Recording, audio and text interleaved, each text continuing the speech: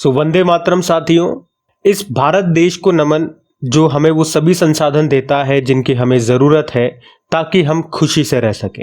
आप सभी को स्वतंत्रता दिवस की हार्दिक शुभकामनाएं। हमारा देश का झंडा हमेशा ऊंचा रहे और हमारा दिल हमेशा गर्व से भरा रहे। आप सभी को एक बार फिर से इंडिपेंडेंस डे की, हमारे आज़ादी की हार्दिक शुभकामनाएं। भारत माता की जय। जय हिंद, जय भारत। तो चलिए स्टार्ट करते हैं आज के यानी कि 15 अगस्त के इंपॉर्टेंट करंट अफेयर्स को। और आज का ये जो पहला प्रश्न है बड़ा इंपॉर्टेंट है, बिल्कुल ध्यान से सुनिएगा। क्या है प्रश्न कि नंजरायन पक्षी अभयारण्य ये कहां पर स्थित है। प्रश्न ऐसे ही आएगा एग्जाम में। अब ये मैंने आपसे क्यों पूछा, क्योंकि अभी इसको रामसर स्थल बना दिया गया, तो आंसर इसका हो जाएगा तमिलनाडु। तो अभी भारत में रामसर स्थलों की सूची में 3 और रामसर स्थलों को शामिल कर लिया गया है, जिसमें से 2 तमिलनाडु से हैं। कौन कौन से हैं? नंजरायन पक्षी अभयारण्य और काजुवेली पक्षी अभयारण्य। और एक मध्य प्रदेश से है, तवा जलाशय, जिसे अभी रामसर स्थलों की सूची में जोड़ा गया है। और इसके बाद अब भारत में टोटल कितने रामसर साइट्स यानी कि वेटलैंड साइट्स या रामसर स्थल बोल दूं, ये कितने हो गए? तो 85 हो गए हैं, जिसमें सबसे ज्यादा तमिलनाडु में है, कितने? 18। आपको बताइए रामसर स्थल कहां पर है? ईरान में है, जहां पर रामसर कन्वेंशन हुआ था 2 फरवरी 1971 1971 को, आर्द्र भूमियों के संरक्षण के लिए, वेटलैंड्स कंजर्वेशन के लिए। इसीलिए तो हम हर साल 2 फरवरी को विश्व आर्द्र भूमि दिवस, वर्ल्ड वेटलैंड डे के रूप में मनाते हैं। अच्छा, ये प्रश्न आपके मन में आएगा कि भारत का पहला रामसर स्थल कौन सा है। तो एक तो चिल्का लेक उड़ीसा और एक केवलादेव नेशनल पार्क जो कि है राजस्थान में। 1981 में इसको दर्जा मिल गया था। वेटलैंड मतलब क्या होता है? आर्द्र भूमि मतलब, देखो नाम से क्लियर है, वेटलैंड, वेट मतलब गीला, लैंड मतलब भूमि, मतलब एक ऐसा दलदली भूमि क्षेत्र जहां पानी का ठहराव हो और वहां वनस्पतियां भी उगती हो। तो याद रखेंगे कि भारत में टोटल कितनी रामसर स्थल हो चुके हैं? 85 हो गए हैं अभी, ध्यान रखना। अगला प्रश्न देखते हैं। फिर पूछ रहे हैं, हाल ही में संयुक्त राष्ट्र में भारत के राजदूत के रूप में किसे नियुक्त किया गया? ये अगला इंपॉर्टेंट प्रश्न है। यूनाइटेड नेशन में भारत के एम्बेसडर कौन बन गए हैं? तो आंसर होगा पी हरीश। तो याद रखना भी पी हरीश, इन्हें न्यूयॉर्क में स्थित यूनाइटेड नेशन मुख्यालय में भारत का नया राजदूत बनाया गया है। और वैसे अभी तक वे फ्रांस में हमारे एम्बेसडर थे, लेकिन अब संयुक्त राष्ट्र में हमारे राजदूत होंगे, भारत को रिप्रेजेंट करेंगे। और किनके स्थान पे आए हैं आप सभी बता पाओगे? रुचिरा कंबोज के स्थान पे, जिन्होंने कुछ समय पहले ही रिटायरमेंट ले लिया था। तो उनका नाम तो आप सबने सुना होगा, और अब उनके स्थान पे आ गए हैं पी हरीश। इनका नाम आपको जरूर याद रखना है। एक बार ऑप्शन देखो, सारे इंपॉर्टेंट है। विनय मोहन क्वात्रा अमेरिका में भारतीय राजदूत बने, ये यानी एम्बेसडर। मनोज मित्तल सिडबी में सीएमडी बने थे, और रॉबर्ट जे रवि बीएसएनएल में सीएमडी ये बने थे। अच्छा, संयुक्त राष्ट्र यूनाइटेड नेशन की हम बात करते हैं। तो यूनाइटेड नेशन की स्थापना होती है 24 अक्टूबर 1945 को, और 24 अक्टूबर को आप यूनाइटेड नेशन डे मनाते हो। और हेडक्वार्टर इसका न्यूयॉर्क में है, सेक्रेटरी जनरल एंटोनियो गुतेरेस है, और ये पुर्तगाल से है। आपको याद है यूनाइटेड नेशन ने 2024 को अंतरराष्ट्रीय कैमेलिड्स वर्ष के रूप में घोषित किया था। अच्छा, वैसे आपको अरिंदम बागची का नाम भी याद आ रहा होगा, अरिंदम बागची, जिन्हें जिनेवा में यूनाइटेड नेशन और अन्य अंतरराष्ट्रीय संगठनों में भारत का परमानेंट रिप्रेजेंटेटिव बनाया गया था। और अगर मैं पूछूं संयुक्त राष्ट्र शांति सैनिकों का अंतरराष्ट्रीय दिवस कब होता है, तो 29 मई को होता है। और अगर आपसे पूछे कि अभी यूनाइटेड नेशन जनरल असेंबली के 79th सेशन के अध्यक्ष किसे बनाया गया, तो फिलेमोन यांग को बनाया गया था। ये कैमरून देश के हैं, ये जरूर याद में रखना। वैसे अभी 78वां सत्र चल रहा है, 78th नंबर का, सितंबर तक यही चलेगा। और उसके अध्यक्ष, उसके प्रेसिडेंट डेनिस फ्रांसिस हैं, याद रखना। याद होगा आपको, ये भी याद होगा ये किस देश से बिलोंग करते हैं? Trinidad and Tobago. नहीं याद है तो याद रखना, अभी एग्जाम में पूछा गया था ये प्रश्न, इनके देश कौन सा ये पूछा गया था, ठीक है?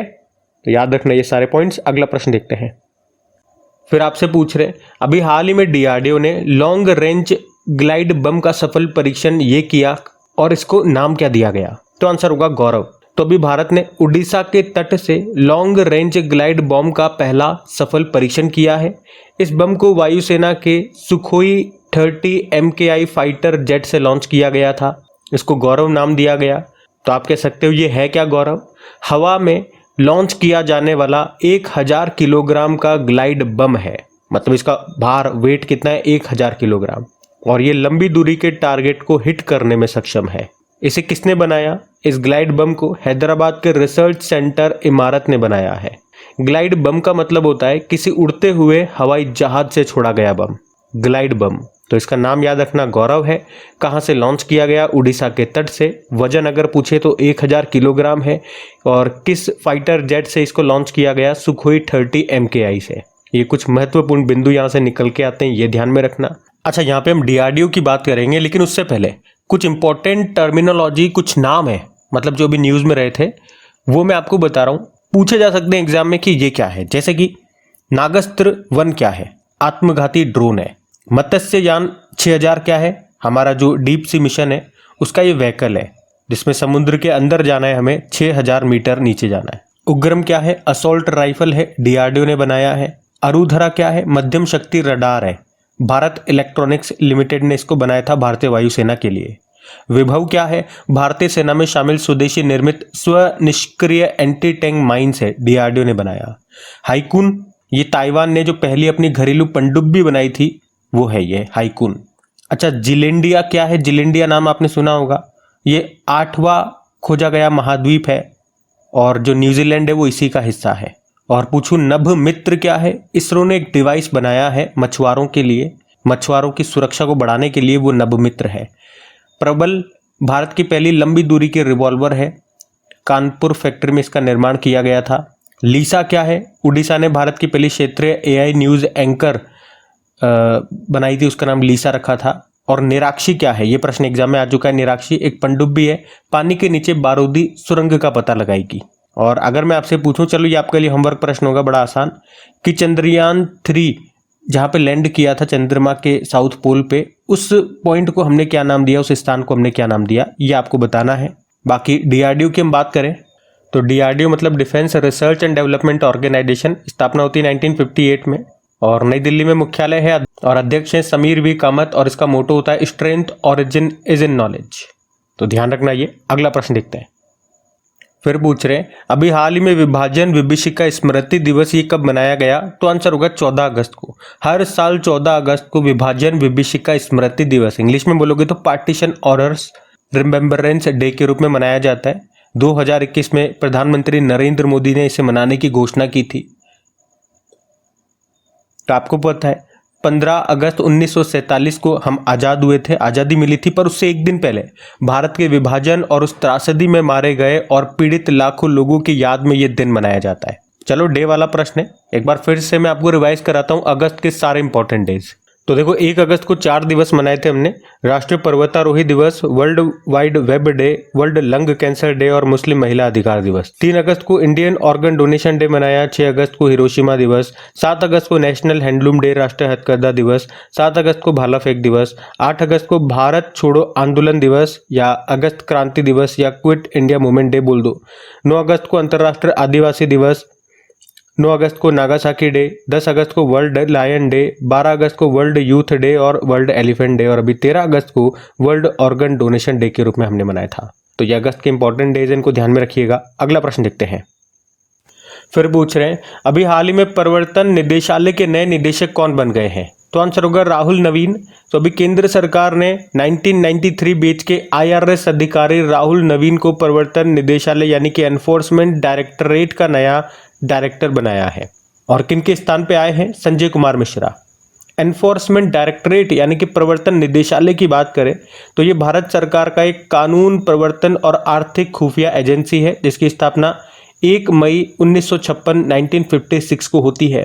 यह आर्थिक कानूनों को लागू करने और वित्तीय अपराधों से निपटने के लिए जिम्मेदार है, जिसका मुख्यालय आपको मिलेगा नई दिल्ली में। तो याद रखेंगे, इसके निदेशक बन गए हैं राहुल नवीन। याद है भी विकास लखेरा का नाम, असम राइफल्स के डायरेक्टर जनरल बने थे।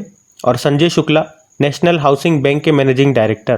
प्रीति सूदन, याद रखना इंपॉर्टेंट नाम है, UPSC के अध्यक्ष बन गई हैं, दूसरी महिला है इस पद पर आने वाली। तो सारे नाम इंपॉर्टेंट है, पूरा प्रश्न इंपॉर्टेंट है, ध्यान रखिएगा। अगला प्रश्न देखते हैं।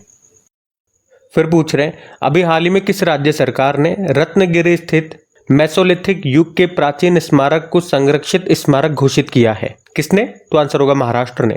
तो अभी महाराष्ट्र सरकार ने अभी हाल ही में महाराष्ट्र प्राचीन स्मारक और पुरातात्विक स्थल और अवशेष अधिनियम 1960 के तहत रत्नगिरी में जियोग्लिक और पेट्रोग्लिक को संरक्षित स्मारक घोषित किया है।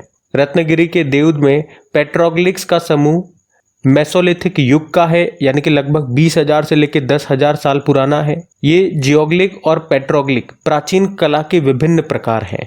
इसमें धरती की सतह पर या चट्टान की सतह पर चित्र या डिजाइन बनाए जाते हैं। इसमें अभी गेंडों के, हिरण, बंदर, गधे और पैरों के निशान पाए गए हैं। तो प्रश्न क्या था, किस राज्य सरकार ने रत्नगिरी स्थित मेसोलिथिक युग के प्राचीन स्मारक को संरक्षित स्मारक घोषित कर दिया? तो याद रखना, महाराष्ट्र ने। आपसे अगर मैं पूछूं अभी कहां पर नया ब्रिटिश भारतीय सेना स्मारक बनेगा, तो स्कॉटलैंड आंसर होगा। देश का पहला भूकंप स्मारक कहां पे बना? गुजरात के भुज में। विश्व का सबसे बड़ा धार्मिक स्मारक पश्चिम बंगाल में बनेगा। वैदिक तारामंडल का मंदिर इसे बोलेंगे, और जब ये बन जाएगा तो ये दुनिया का सबसे बड़ा गुंबद भी होगा। आपको बताया अभी भारत का 43rd नंबर का यूनेस्को विश्व धरोहर स्थल कौन सा बना है और कहां पर है? तो मोईदम, ये है असम में। महाराष्ट्र की कैपिटल मुंबई है। मुख्यमंत्री एकनाथ शिंदे हो गए। गवर्नर है सीपी राधाकृष्णन। वैसे अभी महाराष्ट्र की पहली महिला डीजीपी कौन बनी थी? रश्मि शुक्ला बनी थी। तो ये भी ध्यान में रखना। अगला प्रश्न देखते हैं। फिर पूछ रहे हैं, अभी हाल ही में गृह सचिव के रूप में अभी किसे नियुक्त किया गया है? तो आंसर होगा गोविंद मोहन को। तो अभी भारत सरकार ने संस्कृति मंत्रालय के जो सचिव हैं गोविंद मोहन, उनको देश का अगला गृह सचिव नियुक्त किया है। और इस तरह से भी किनका स्थान लेंगे? अजय कुमार भल्ला का।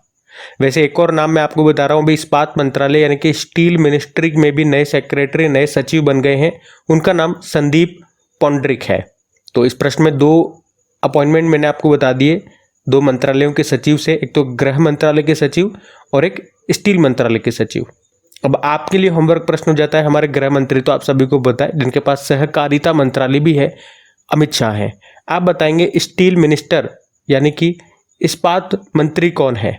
बाकी टीवी सोमनाथन पता है, अभी हमने पढ़ा था, कैबिनेट सचिव बन गए हैं।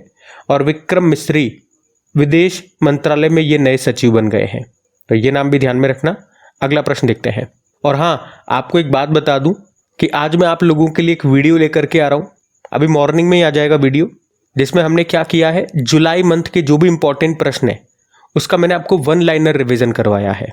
मतलब जैसे मैं आपको थोड़ा सा डिटेल में वीडियो बना करके देता हूँ, वो तो अलग से होता है, लेकिन यहाँ पे मैंने 1 लाइनर इंपॉर्टेंट क्वेश्चन लिए हैं सारे, जिससे अगर आप फास्ट रिवीजन करना चाहते हो, एक बार क्विक रिवीजन करना चाहते हो, क्वेश्चन पढ़ा, आंसर पढ़ा, आगे बढ़ गए, तो उस तरह का मैंने वीडियो बनाया। पहले एक बार वीडियो आप जरूर से देखना। ये इस तरह का हमारा पहला एक्सपेरिमेंटल वीडियो है मंथली के केस में। अगर आपको पसंद आता है, आपको हेल्पफुल लगता है, तो बाकी मंथ के भी इस तरह से 1 लाइनर में तैयार कर दूंगा। तो आप लोगों पे निर्भर करता है कि आप लोगों का रेस्पॉन्स क्या रहता है, और रेस्पॉन्स आप तभी दे पाओगे जब आप उसे देखोगे। बाकी अगर आपको वीडियो का नोटिफिकेशन नहीं मिलता या पीडीएफ वगैरह आप इस क्लास की लेना चाहते हैं, तो अपने टेलीग्राम चैनल पे मिल जाएगी। टेलीग्राम पे जाकर के क्रिक एग्जाम चैनल को ज्वाइन कर लेना। उसका लिंक आपको नीचे डिस्क्रिप्शन बॉक्स में मिल जाएगा, ताकि आपको सारे नोटिफिकेशन मिल सके। जो भी वीडियो अपलोड हो रहा है, जब भी पीडीएफ आएगी, तुरंत आपको सूचित कर दिया जाएगा नोटिफिकेशन के द्वारा। और प्लीज सेशन अच्छा लगता है तो इसे लाइक जरूर करना और दोस्तों के साथ में एक बार शेयर जरूर कर देना। चलो फिर अभी अगला प्रश्न देखते हैं। फिर पूछ रहे हैं, अभी 15 अगस्त 2024 को मनाए गए स्वतंत्रता दिवस की थीम क्या है? तो आंसर होगा विकसित भारत। और इस बार ये हम 78वां स्वतंत्रता दिवस मना रहे हैं, जिसकी थीम है विकसित भारत। आपको बताएं 2047 में भारत की आज़ादी के 100 साल पूरे होने पर सरकार का लक्ष्य है देश को विकसित राष्ट्र के रूप में। आपको बताएं 2047 में भारत की आज़ादी के 100 साल पूरे होने पर सरकार का लक्ष्य है देश को विकसित राष्ट्र बनाना। तो उसी लिए थीम इस बार की विकसित भारत रखी गई है। और इस बार प्रधानमंत्री लाल किले से 11वीं बार लगातार तिरंगा फहराकर देश को संबोधित करेंगे। इसके अलावा राष्ट्रपति द्रौपदी मुर्मू जी ने 78वें स्वतंत्रता दिवस की पूर्व संध्या पर सशस्त्र व सुरक्षा बलों के कर्मियों के लिए 103 वीरता पुरस्कारों को मंजूरी दी है। इनमें 4 कीर्ति चक्र, 18 शौर्य चक्र, 63 सेना मेडल, 11 नौसेना मेडल और 6 वायुसेना मेडल शामिल हैं। और इनमें से 9 पुरस्कार मरणोपरांत दिए जा रहे हैं, तो ध्यान रखना। ये अगला प्रश्न देखते हैं। फिर अगला प्रश्न पूछ रहे हैं, अभी केंद्र सरकार की किस योजना के तहत मॉडल सौर गांव विकसित किए जाएंगे? तो आंसर होगा प्रधानमंत्री सूर्य घर मुफ्त बिजली योजना। तो अभी ministry of new and renewable energy के द्वारा प्रधानमंत्री सूर्य घर मुफ्त बिजली स्कीम के अंतर्गत मॉडल सोलर विलेज को विकसित करने के लिए दिशा निर्देश जारी कर दिए गए हैं। तो इस मॉडल सोलर विलेज के अंतर्गत देश के हर जिले में एक मॉडल सोलर विलेज बनाया जाएगा। इस मॉडल सोलर विलेज का गोल सोलर एनर्जी को अपनाने को बढ़ावा देना और ग्रामीण समुदायों को अपनी ऊर्जा आवश्यकताओं को पूरा करने में आत्मनिर्भर बनाना है। इसके लिए टोटल 800 करोड़ रुपए आवंटित किए गए हैं और प्रत्येक जो सेलेक्टेड या चयनित मॉडल सोलर विलेज होगा उसको 1 करोड़ रुपए दिए जाएंगे।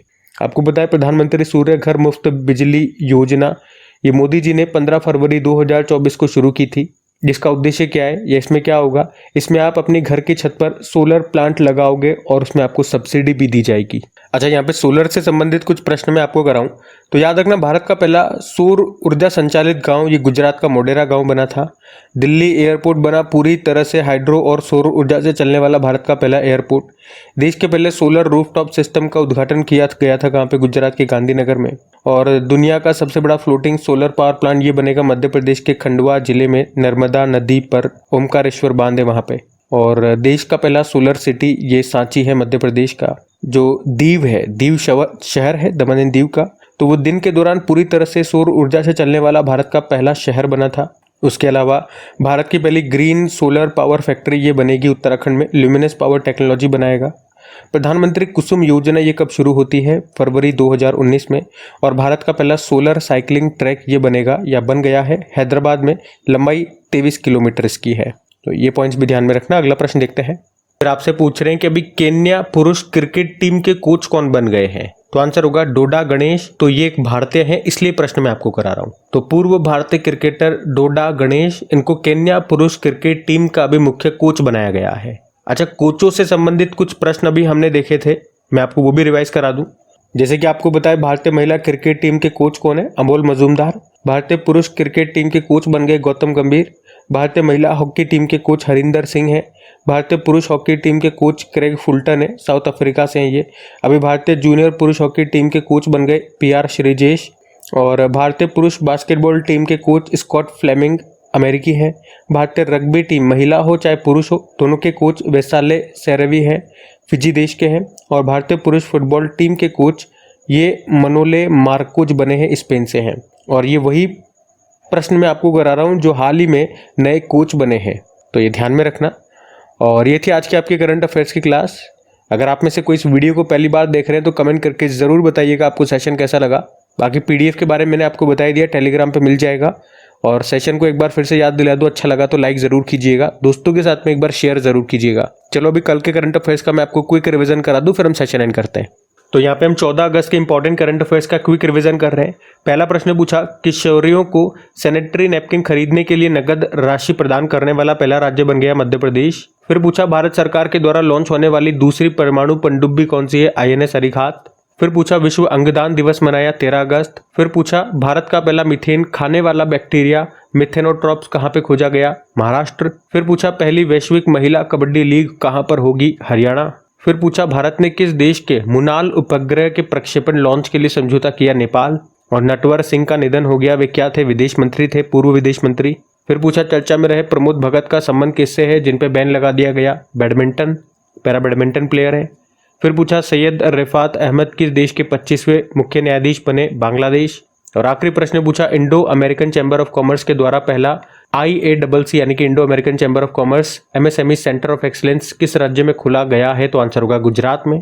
चलो अभी कल का हम होमवर्क प्रश्न भी देखते हैं और सेशन एंड करते। तो कल के वीडियो में पूछा गया था, हॉकी इंडिया ने असुंता लाकड़ा पुरस्कार से किसे सम्मानित किया, तो आंसर होगा दीपिका सोरेन को। आप सभी ने प्रश्न का बिल्कुल सही उत्तर दिया। अब ये आज का आपका होमवर्क प्रश्न है।